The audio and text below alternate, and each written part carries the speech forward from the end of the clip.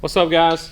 We're in the shop today making some changes and want to go over converter spacing with you. We've seen a ton of questions on the internet, had a ton of phone calls really asking exactly how to do converter spacing, and figured I'd just show you guys how I do it. May not be how everybody does it, but it's been a way that works good for us. So first off, you want to make sure the pilot on the converter engages into the crankshaft.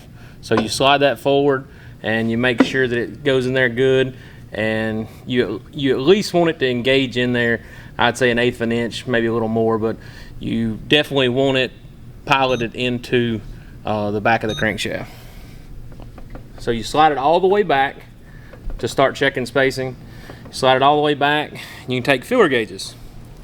There's probably many different ways to do this, but what I would do is just figure out whatever fits. And this is decide if you need any spacers or not.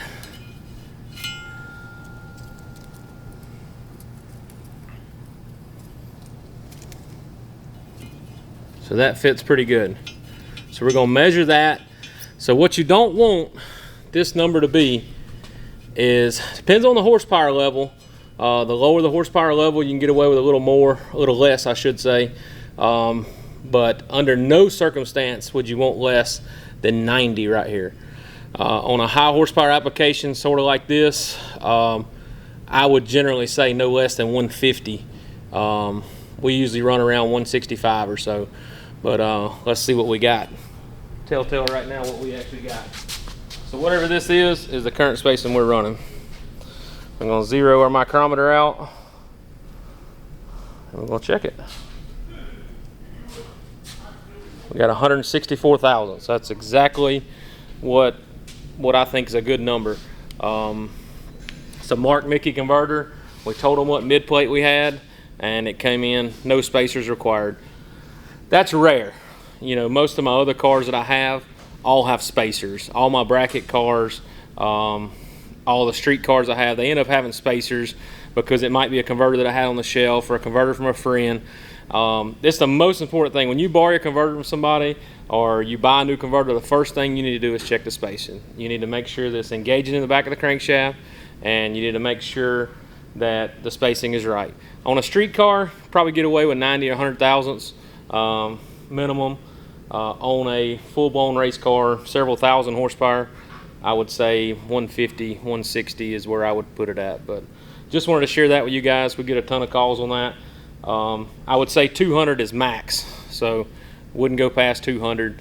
I'd probably say 190. Let's say 190 would be max. You know, I like to fall in that 160, 170 range myself. One other deal, let's just say you had too much spacing. You put this in there, and let's just say it was around 300, and for instance, you wanted to be 150.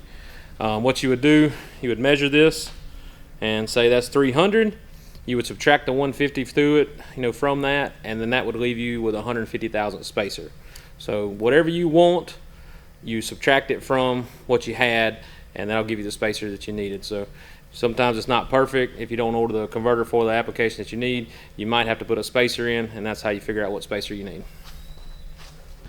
All right, guys, that's it for the day. If you have any specific questions, comment and let us know what you'd like to see. One other thing we get a lot of questions on, and a lot of people skip, is checking linkage for transmission to shifter linkage. So one of our next videos, we'll show you how to make sure the linkage is correct for first, second, or if it's a 3-speed, first, second, and third.